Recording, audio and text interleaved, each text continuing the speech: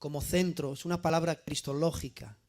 Cristo, Jesús fue el hombre más influyente que ha pisado la tierra.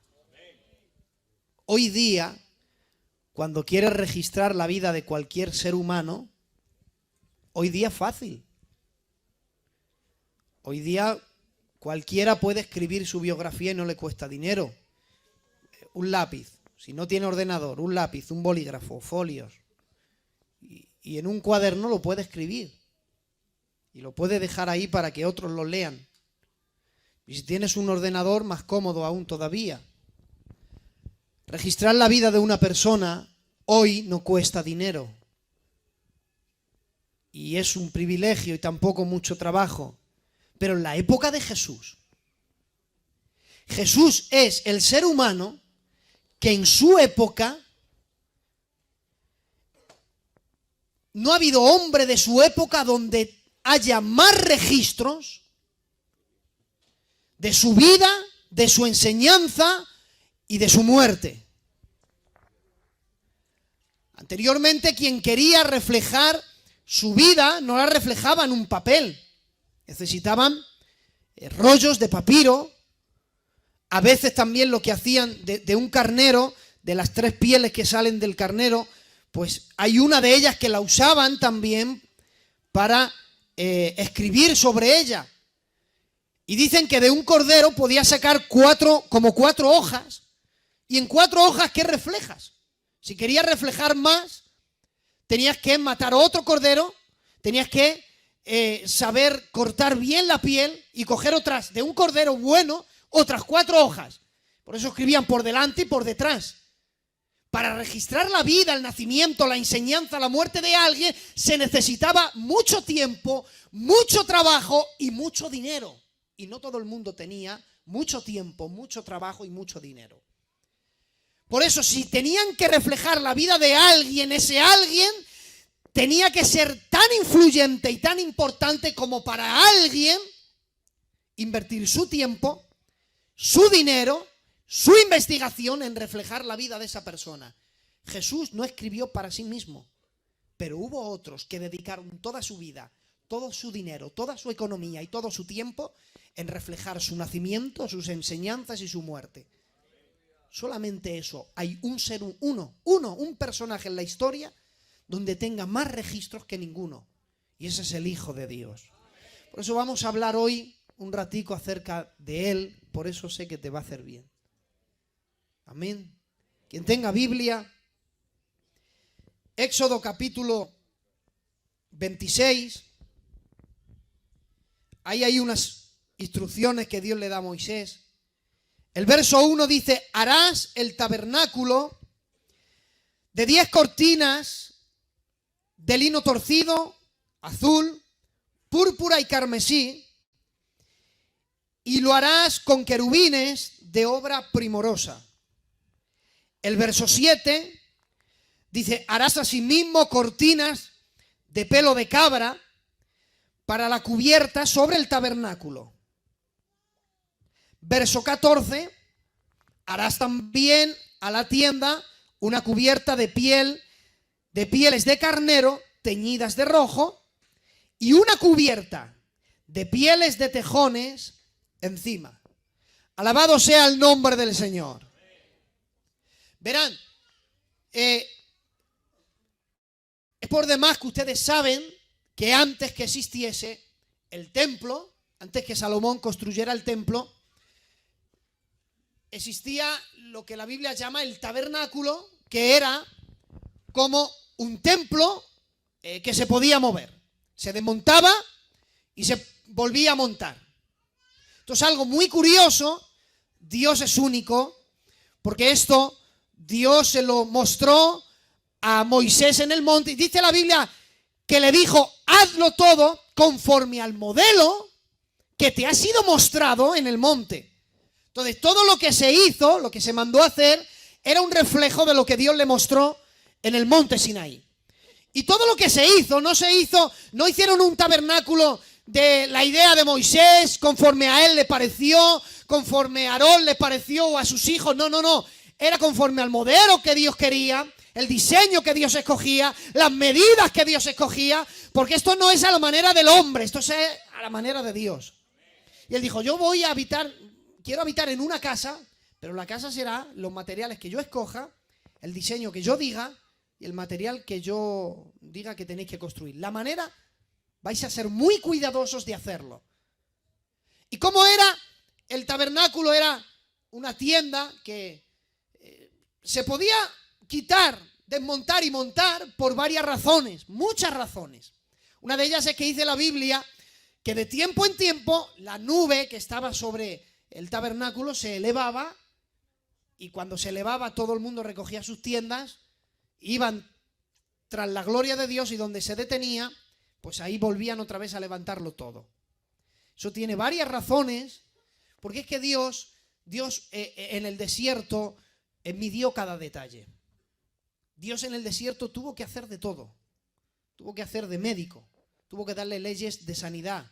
Y hay una razón increíble por qué tenían que levantar el tabernáculo y llevarlo a otro lugar y luego volverlo a poner. Y Dios tuvo que hacer de médico y les tuvo que hablarles de en cuanto a alimento, decirles lo que tenían que comer y lo que no, por las enfermedades que podían producir. No había hospitales, era un desierto. Y él tuvo que hacer de doctor también, él tuvo que hacer de sastre, y él tenía que yo no sé cómo, pero Dios lo hacía, hacía que los niños pequeños que crecían, el calzado crecía con ellos. Solamente Dios hace eso. A lo mejor por la noche iba y les hacía grande el zapato y también la ropa. Dice la Biblia que el calzado no se estropeó, ni la ropa se envejeció. Y cuando esos niños crecían no había ni Zara, ni Vesca, ni había nada. ¿Dónde iban a comprarse la ropa?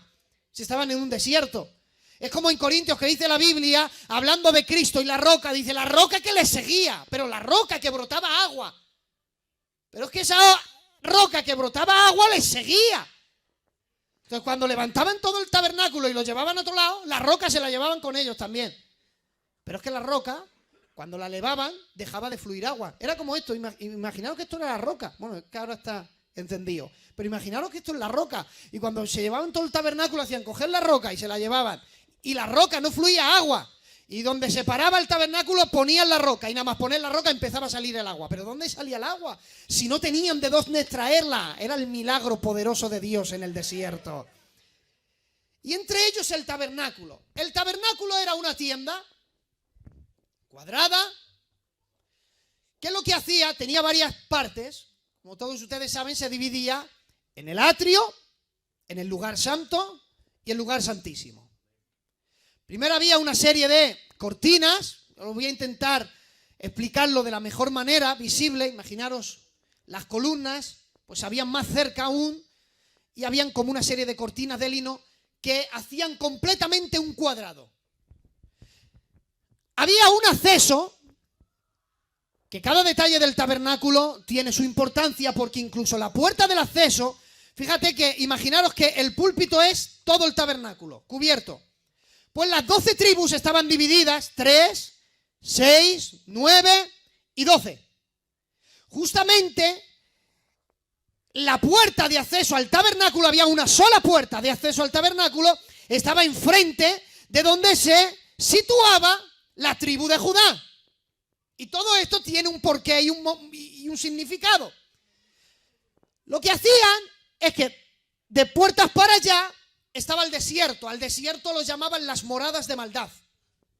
Eso lo llama Salmos y ahora lo veremos. Una vez que entrabas por la puerta, entrabas al atrio. El atrio, para que todos lo entendamos, era el jardín de su casa. Imaginaros las 3 puertas. Mira, hay una puerta para entrar al culto, o por lo menos al primer acceso, y luego hay otra puerta que entra ya a la iglesia. Digamos que el patio afuera era el atrio, era el jardín de la casa de Dios. Y en el atrio había una serie de cosas. Cuando entrabas al atrio, te encontrabas con un altar donde ahí se ofrecían holocaustos, donde ahí los sacerdotes sacrificaban.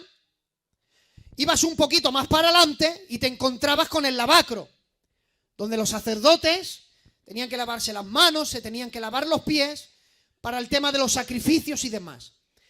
En el atrio estaba el altar y estaba el lavacro. ¿Hasta aquí me están entendiendo? Luego había una especie de tienda muy grande, que era el tabernáculo. Esta tienda no era de paredes normales, ni de cemento, ni nada, sino que habían levantado columnas y las paredes y el techo estaban hechos de cubiertas, igual, pero no una sola cubierta, estaban hechos de 4 cubiertas.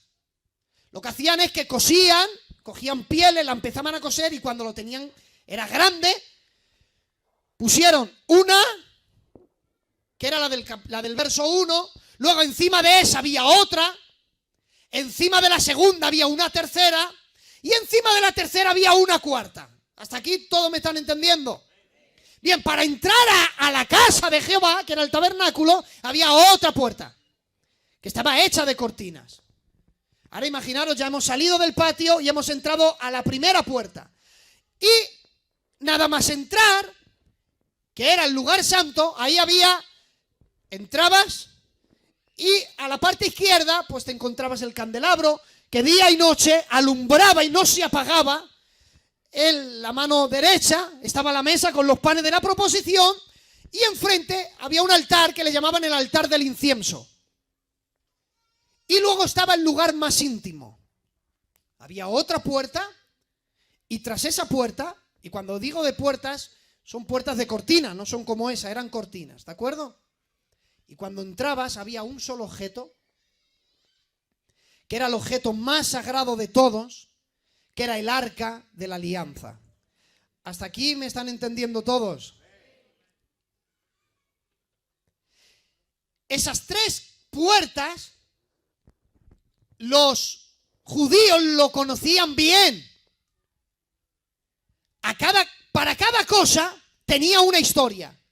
Las puertas también tenían una historia, porque a la primera puerta, yo no sé hebreo, ni griego, ni nada, yo sé español y ya está, y no sé inglés porque no he estudiado ni nada, no sé idiomas, pero tengo que decirlo así porque si no rompo la sorpresa, pero a la primera puerta, a nivel fónico, en el hebreo, la llamaban Yadere. Cuando decían Yadere, se estaba refiriendo a la puerta que separaba del desierto al jardín de la casa de Dios. Yadere era la puerta de cortinas que separaba el desierto del atrio. Luego había otra puerta que la llamaban Yaemet. Una era Yadere, que salías del desierto y te metías en el atrio. Luego estaba Yaemet, que salías del atrio y te metías en el lugar santo. Y luego estaba otra que la llamaban Yabjai, que salías del lugar santo y te metías dentro del lugar santísimo. Estas puertas las conocían muy bien los hebreos. Sabían que cuando decían Yaeme, Yayay, sabían que eran las puertas del tabernáculo. Por eso no se lo pueden creer los judíos cuando de pronto aparece en la tierra alguien que no representa ninguna escuela, que no pide permiso a nadie y empieza a predicar. Y vaya que en medio de una enseñanza a él se le ocurre decir estas palabras: Yadere, Yaemet, Yayay. Y ahora claro, así en el hebreo pues nos suena a lengua, no lo entendemos. Pero cuando yo te digo lo que significa en el español, ya verás cómo cobra sentido. Cuando Jesús decía esto, Él estaba diciendo: yo soy el camino, yo soy la verdad y yo soy la vida. Porque en el hebreo estas palabras significan camino, verdad y vida. Por eso no se lo pueden creer los judíos cuando al decir Él, yo soy el camino, la verdad y la vida, estaba diciendo: yo soy aquel que os separa del mundo, que son las moradas de maldad, y os introduzco en un lugar seguro. Ahora, pianista, acompáñeme. Eres la puerta donde te separa de este mundo. Mira, el único lugar seguro se encuentra en la presencia de Dios. ¿Sabes dónde Él prometía seguridad? En el atrio. ¿Sabes qué es el atrio? El jardín de su casa.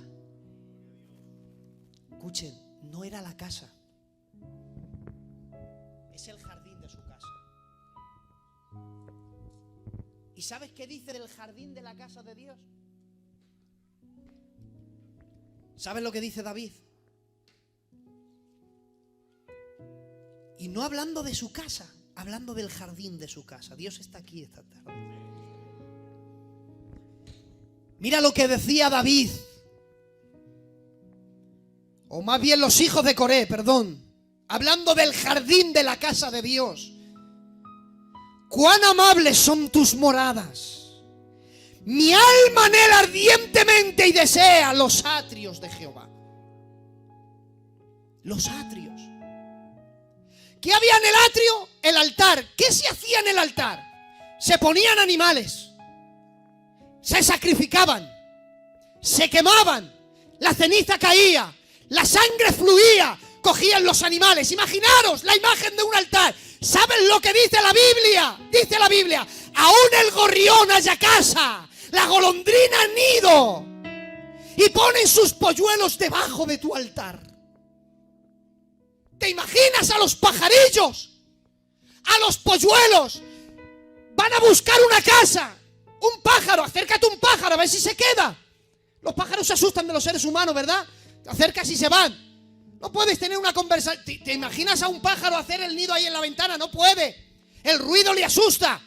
Se sentían tan seguros, unas aves indefensas, en el jardín de la casa de Dios, y más aún debajo del altar.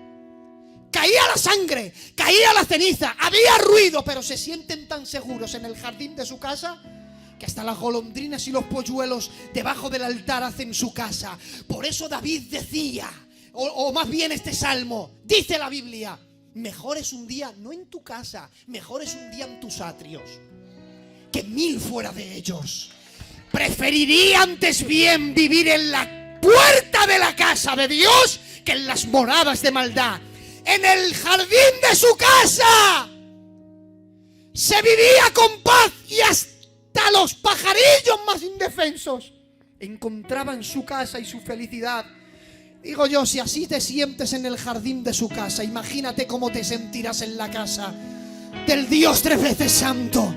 Yo no sé cómo te sientes aquí, pero te espera una morada, Dios mío de mi alma. Si ahora estás viviendo en el jardín de su casa, si en las moradas del Eterno, imagínate cómo te vas a sentir. Y claro, cuando estabas en el jardín de su casa y querías entrar en la casa, veías como especie de una tienda. Pero Dios es muy curioso. Le dice Dios a Moisés: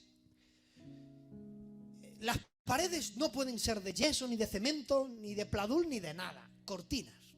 Y hacerlo bien. La primera de ellas, la más bonita de todas: Moisés, no se puede ver.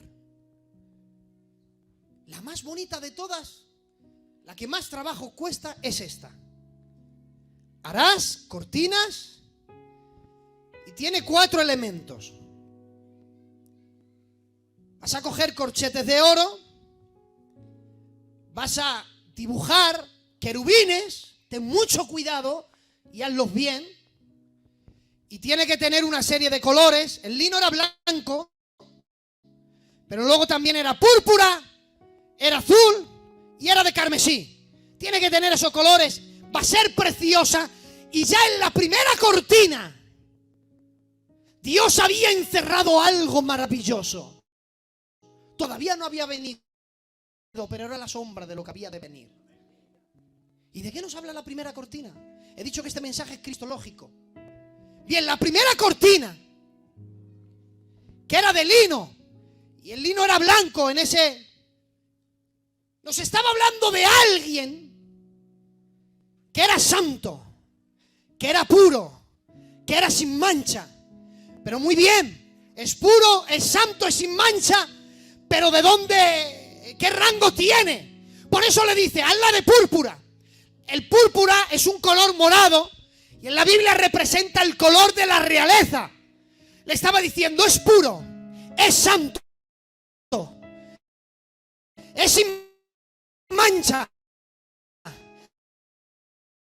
Pero es que resulta que también es rey. porque está en un lugar celestial. Por eso estaba diciendo, este rey es diferente porque es puro, es santo, es sin mancha. Resulta que él no viene de la tierra, él viene del cielo. Pero es que le dice, haz querubines de obra primorosa. Le estaba diciendo, ten mucho cuidado cuando lo hagas. Tienes que mezclar cosas. Para hacer un dibujo vas a tener que mezclar. ¿Y sabes de qué nos estaba hablando la obra primorosa? Solamente lo puede hacer Dios. Dios dijo, llegará alguien que no será de esta tierra, que pertenece al cielo, que no será un cualquiera, que pertenece a la realeza. Él es un rey. Pero resulta que en su venida no va a venir de cualquier manera.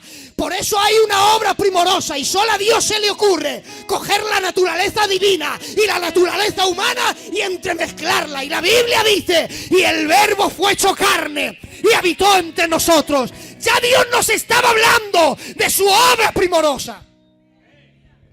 Única. Solamente a Dios se le ocurre esto. Y el Verbo se hizo carne y habitó entre nosotros. Nunca discuto con esta herejía. El que defienda que Cristo no es Dios. Ni entro en debates, porque no es un debate que se pueda debatir. No es algo que se pueda dialogar. Es una herejía que hay que combatir. Muy diferente. Cristo es Dios. Y Cristo es Dios por una sencilla razón. Es que la Biblia dice, por esta causa querían matarlo. Porque se decía ser el Hijo de Dios. Bueno, si se queda ahí la Biblia, vale, tampoco tenemos mucho. Pero es que dice, haciéndose igual a Dios. Ahora que yo diga, soy un hijo de Dios, no pasa nada. Lo digo en el siglo I, en días de Jesús, soy un hijo de Dios y me apedrean. ¿Por qué?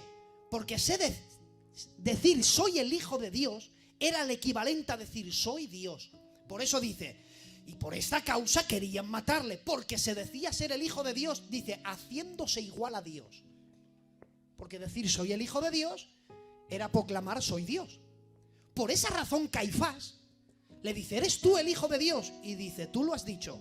Y dice, se rasgó las vestiduras y dijo, eres un blasfemo. Si Cristo no es Dios, atención, esto solo lo puedo decir en pan bendito, porque no me hace falta ni explicarlo. Si Cristo no es Dios, Caifás tenía razón, Jesús es un blasfemo, porque se dijo ser algo que no era.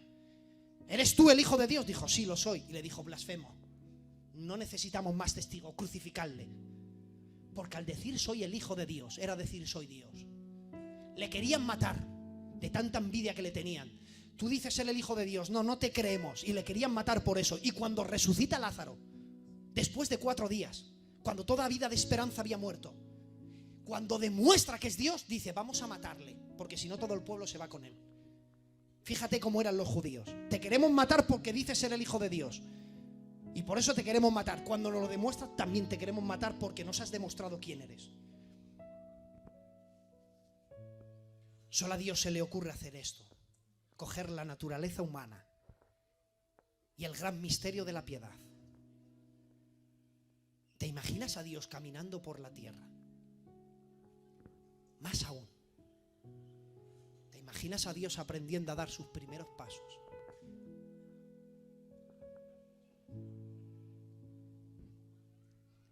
¿Te la imaginas llorando de bebé? Porque tiene hambre. Y con 1 año no sabe hablar. O con 2 meses no sabe hablar. ¿Te imaginas? Dice la Biblia, y Jesús crecía en estatura y en sabiduría. ¿Te imaginas al Dios de los cielos aprendiendo a leer? Solamente a Dios se le ocurren estas cosas maravillosas.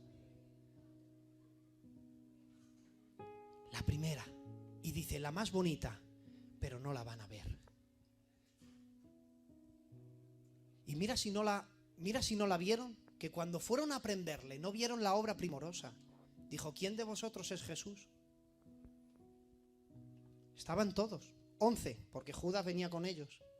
¿Quién de vosotros sois? Mira si era tan igual que no supieron distinguirle. Porque la cortina más bonita no se veía, tenías que entrar dentro. Y encima de esa había otra. ¿Y esa de qué era? Solo a Dios se le ocurre, cuidadito que tenéis que coger cabras. y hacedla de piel de cabras. Y encima de esa hermosa ponéis una piel de cabras. Y Dios no hace las cosas por hacer, ni escoge un animal por escoger. ¿Y de qué nos hablaba la cabra?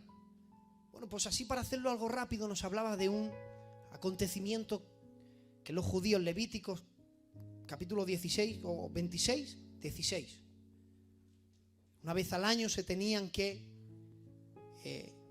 sacrificar, se escogían 2 cabras, lo hacían a suertes, y la que cayera, y una se la ofrecían y la tiraban al desierto, y huía al desierto a una de ellas. Y ese acto recordaba que él había alejado los pecados del pueblo de Israel. Por eso el que esté hecho de piel de cabra nos está hablando que que es santo, que es puro, que viene del cielo, que pertenece a la realeza, que hizo una obra primorosa, que el Dios se hizo carne. Nos amó tanto que decidió morir en la cruz y, como dice David, alejó de nosotros nuestras rebeliones. Ha alejado, mira, ¿cuántos de aquí se sienten perdonados? Muchas veces se comete un error, David lo cometió. David, hay un salmo que dice, y le decía, no traigas a mi memoria los pecados de mi juventud. Que sería muy bonito hablar acerca de la inspiración de Dios en la palabra. Es muy bonito. Porque aquí David decía él, igual que Pablo en una ocasión dijo, esto no lo dice el Señor, lo digo yo. Y eso era algo de él. Y Dios dijo, bueno, te permito que lo digas y lo escribas y sea parte de mi Biblia, pero bien aclarado de que no es cosa mía, es cosa tuya. Pero Dios es así. Y dice David, no traigas a mi memoria los pecados de mi juventud. David ya se había arrepentido. Y el Salmo 51 está ahí el reflejo de su arrepentimiento. Dios no podía traer los pecados de su juventud al presente. ¿Y sabes por qué Dios no lo podía traer? Porque Dios no sabía ni de qué pecado estaba hablando.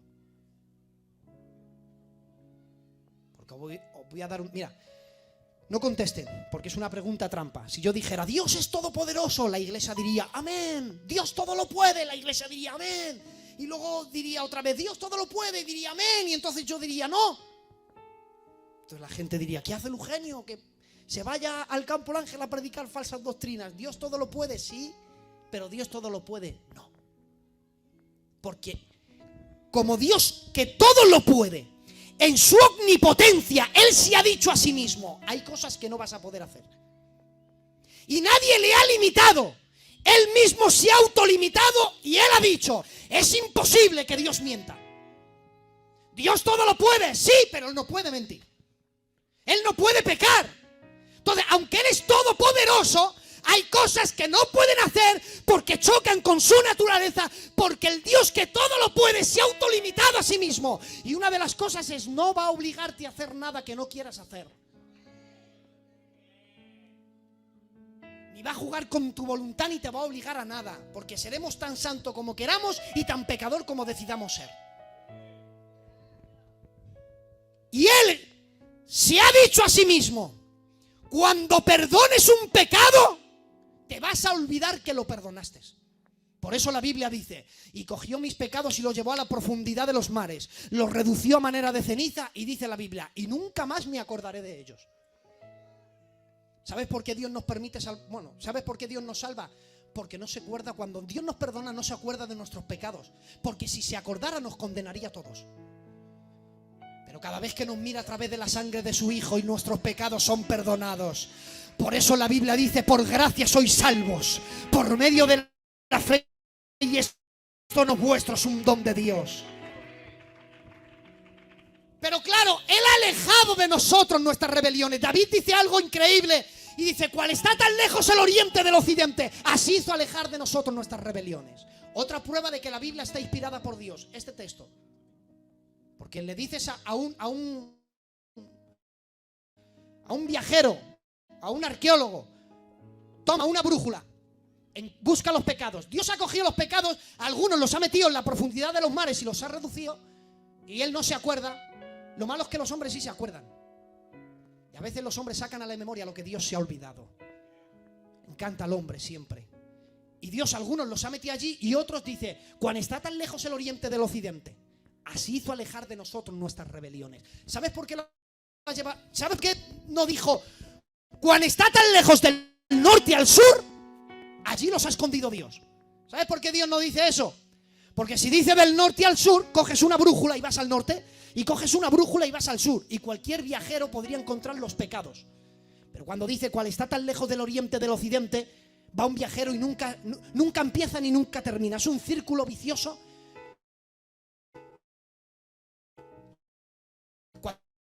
Cuando Dios tiró nuestros pecados del oriente al occidente, sana ya las heridas y perdónate. No pidas, mira, si de verdad te has arrepentido y te has apartado, vive con paz en el corazón, que Dios te ha perdonado. ¿Pero por qué nos ha perdonado? Porque la tercera cortina dice de carnero, de corderito, pero tíñela en rojo. Y Él ha alejado de nosotros nuestras rebeliones no a precio de billete, a precio de sangre. Nos ha amado tanto, a precio de sangre, hermanos. Le has costado tanto al Hijo de Dios. Por eso cada vez que haces algo, dices algo, en público o a solas, deberías pensar el coste que has tenido. ¿Qué es lo más valioso que has dado por alguien? No conteste, piense. ¿Darías un hijo por los que te aborrecen? ¿Por los que te odian? Él ha dado su hijo por eso. Por los que le aceptaron y por los que no. Por los que le ayudaban y por los que les querían matar. Y termino. 9:33. Termino con esto. Sí, ahora siéntate, porque en la recta final te tienes que venir conmigo. Y solo a Dios se le ocurre decir, bueno, para que vean mi casa bonita. Dejar la obra primorosa, que no se vea. Que se vea una cortina. Coger a todos los tejones del desierto. Los matáis a todos, cogéis la piel y hacéis una cortina. Una cortina de piel de tejón. Mira, mira, lo voy a enseñar. A ver si lo veis. Esto es un tejón. Mira, cámara. Esto es un tejón. Un tejón es esto. Solo a Dios se le ocurre decir, coge a un tejón, coge piel de tejones y haz una cubierta. Y el tejón es un animal rústico, feo, y su piel más fea aún todavía. Y cuando mirabas el tabernáculo no era bonito, era una piel rústica, fea, sin color, sin belleza, pero era la casa de Dios, era su cubierta. Lo que los hombres veían por fuera. Cuando Él llegó a la tierra, no se vistió de obra primorosa, se cubrió de piel de tejón. Por eso la Biblia dice, le veremos más inatractivo para que le deseemos. Y comparado a la belleza que Él tiene, la piel de tejón no tenía belleza. Pero ¿por qué Dios escoge un tejón? ¿Por qué no otro animal? Una ardilla. No, dice, no, un tejón. Yo es que a mí me gusta estudiar mucho, por lo menos indagar. ¿Sabes lo que se dice de un tejón? Es el animal más audaz del mundo. El más valiente, el que menos miedo tiene y el que hace cosas que a los otros animales, incluso a los hombres de la zoología que estudian, les desconcierta. Es un animal extraño, hace cosas raras. Ahora, conmigo, batería. El tejón hace cosas muy raras. Por eso Él dijo, lo que tienen que ver de mí, que sea la piel de tejón. Pan bendito, si hubo alguien que hizo cosas raras, se llama Cristo. Hacía cosas muy extrañas. ¡Ay, Dios mío, si hacía cosas extrañas! Todo el mundo se alejaba de un leproso. Nadie se quería acercar a él, porque el que se acerca a un leproso queda contaminado. Llega a él y dice, ven, ven, que te voy a tocar. No, no, no, oigan. Él hace cosas muy raras. A los leprosos no se les toca. De los leprosos se huye. Él hacía cosas muy raras. Por eso cogieron a los discípulos y este es tu maestro. Este es tu ¿Qué maestro más raro tienes? Hace cosas muy raras. Se sienta con publicanos y pecadores. Se sienta, encima los invita a merendar. Oye, que los ha pagado el café. Pero de verdad, ese es tu maestro. Ese es tu maestro y se sienta con publicanos. Se sienta con pecadores, claro, porque él hace cosas muy raras. Él hace cosas tan raras, hermano, que él se permite que una mujer, mira, cuando entra, la Biblia dice que entra a la casa de un fariseo. Y cuando entra, el fariseo ya sabe lo que quiere hacer.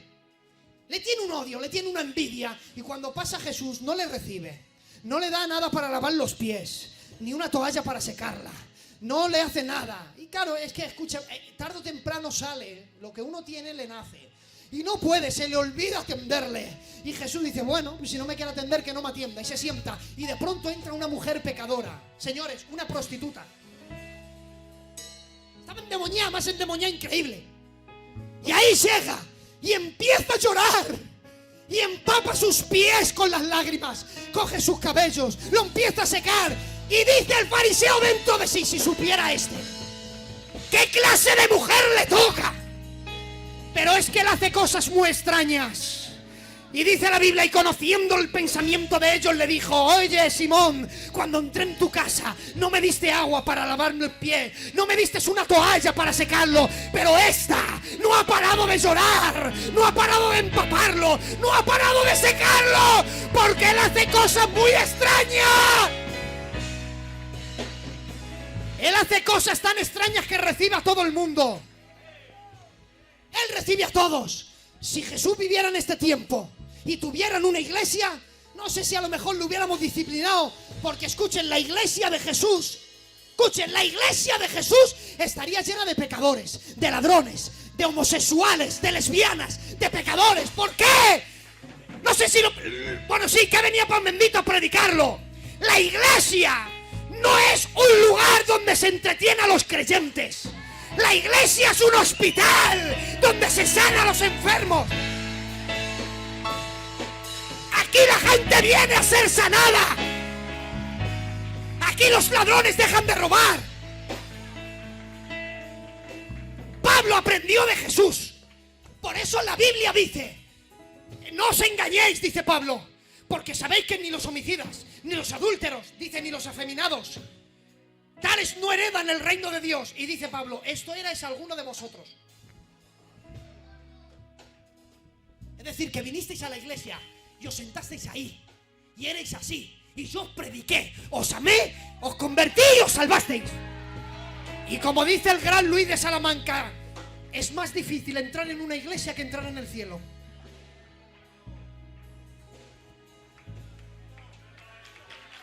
Y es cierto. Saquemos la carnalidad, toda la humanidad y que reine. Aquí se viene a que la gente cambie. Por eso decía, ¿dónde está mi Dante? ¿Dónde está mi Dante? Por eso dice Dante, no importa a quién vienen cuando entran, a quién vienen a ver, lo importante es a quién se llevan cuando se salen. Que vengan a ver lo que quieran, pero que se lleven a Jesús.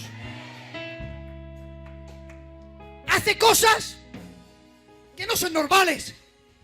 Escucha, le encanta matar. Mira lo que come: arañas, escorpiones, y es el único que sabe matar la peor serpiente del mundo. Le encanta cazar. Escuchen, y si no lo ven, perdónenme los hábitos, lo pueden ver en un documental. Si le ven, él así, quietecito, y un escorpión, y venga picándole la cara. Es que su piel es impenetrable. Es que no le pueden, no le pueden herir. Y es que a él no le pueden herir. Sí, a él le va a salir como a mí. Que me dice, qué mala predica Lujeño, y me tiro 4 días en depresión en la cama. No tengo ministerio. Es que no me han saludado, ya no bajo al culto. Sí. A él le van a herir. A él no le hería a nadie. Oye, ¿por qué das tributo? ¿Por qué pagas tributo a César? A ver, ¿por qué? A ver, ¿me podéis sacar una moneda? ¿Qué cara hay la del César? Por dar a César lo que es de César y dar a Dios lo que es de Dios. A él no le diría nada. Pero escucha, era el terror de los escorpiones, de las arañas y las serpientes. Le tenían un miedo. El episodio, 5 minutos más. El episodio de que cuando casi el mar se traga a todos y él está durmiendo, no es porque sí, porque ya está, porque había una tormenta. Él duerme, se levanta y dice, y reprendiendo al viento y la mar. Escucha, el mar y el viento, una tormenta es un fenómeno de la naturaleza. Cuando él dice, y reprendí al viento y la mar, no estaba reprendiendo a un fenómeno de la naturaleza como el agua. No estaba reprendiendo al agua, ¿no? Él había dicho, pasemos al otro lado. Desde aquí, y había un río. Oyes, coger una barca, a los discípulos. Pasemos al otro lado. Y esta palabra viajó y en el otro lado había el endemoniado ganadero. Poseído, tenía a Decápolis, que son 10 ciudades griegas, las tenía todas dominadas. Y cuando escucha que los demonios oyen, dicen, como venga aquí nos destierran. Porque era el terror, era la pesadilla de ellos. Y cuando vienen, una influencia satánica hace levantar un viento, las olas, crea ese fenómeno y Jesús se duerme. ¡Despierta que perecemos! Y dice, hombres de poca fe. ¿Sabes por qué Jesús se durmió? Porque él dijo, pasemos al otro lado. Él no dijo, vamos a intentar llegar. Vamos a ver cómo lo hacemos. Él dijo, pasemos. ¿Sabía Jesús que aunque se anegaba la barca, convertía la barca en un submarino, pero de pasar al otro lado pasaban? Porque él no había dicho, vamos a intentarlo. Él dijo, pasemos al otro lado. Y cuando Dios dice algo, no hay nada que lo frene. Por eso él se acercaba. Había en una sinagoga una mujer endemoniada, la tenía, y él llegaba. Los demonios salían y decían, ¿quién es este? Que hasta los demonios le obedecen. Porque era único. Pero hay una serpiente enemiga suya, y con esto termino. Es la serpiente más venenosa de la tierra. Está en Medio Oriente.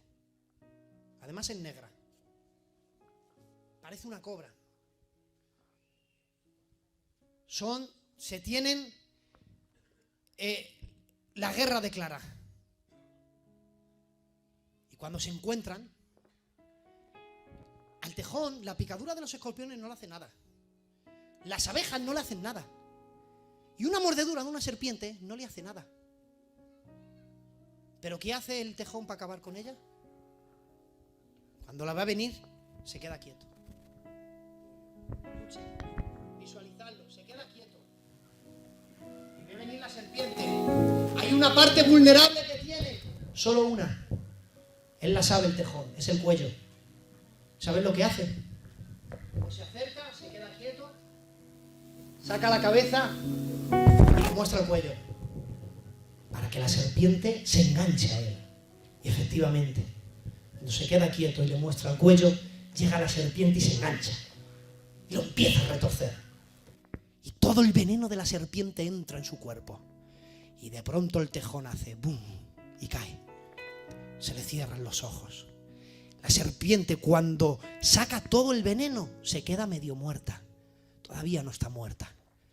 Y se quedan por un momento que ves a los dos animales y están muertos los dos. Búsquenlo. Aunque se lo diga yo, no lo crean, búsquenlo. El veneno no mata al tejón. Lo duerme por 3 horas. 3 horas, man. Búsquenlo.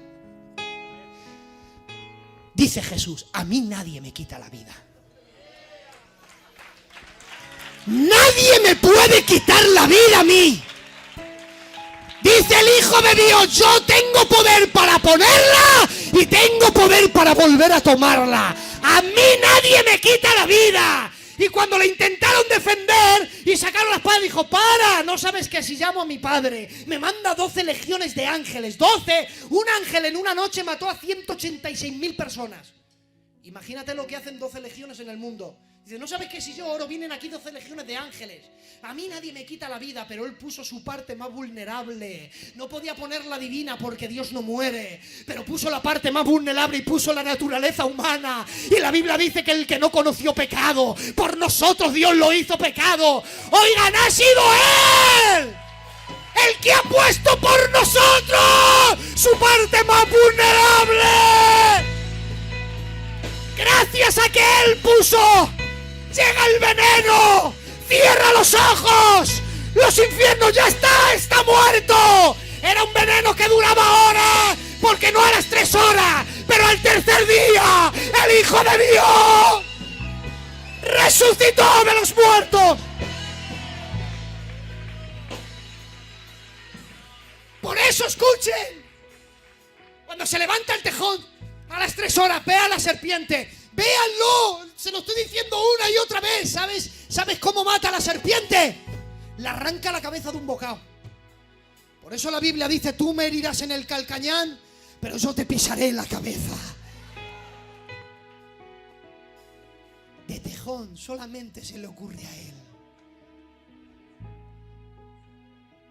Tienes al mejor ser del universo a tu lado. ¿Le adoramos un minuto? Vamos a adorarle, por favor. Coro, vamos a adorar al Señor. Venga, vamos, vamos. Vamos a adorar al Rey de Reyes. Oh, te adoramos, papá. Gracias, Jesús. Gracias. Espíritu de Dios, fluye.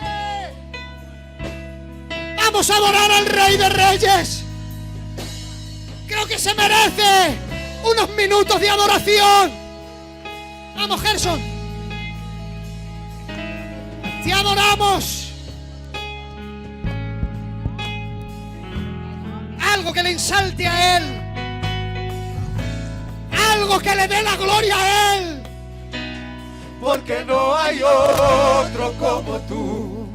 Porque no hay otro igual a ti. Eres incomparable, eres inigualable, tú eres Dios, porque no hay otro como tú, porque no hay otro igual a ti, eres incomparable, eres